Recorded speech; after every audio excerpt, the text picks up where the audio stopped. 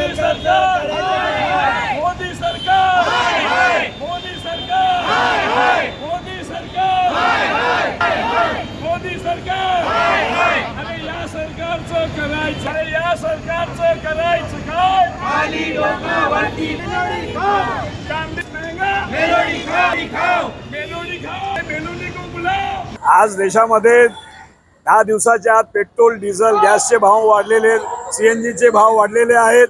मोदी सरकार ज्यावेळी सत्तेत येणार होती त्यावेळी सांगितलेलं आम्ही सत्तेत आल्यानंतर पेट्रोल डिझेलचे भाव कमी करणार, पण त्यांनी काय कमी केलेले नाहीयेत।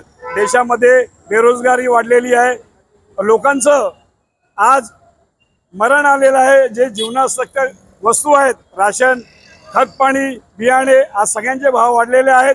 तर मोदी सरकार हे जे करतंय हे सगळं चुकीचं करतंय।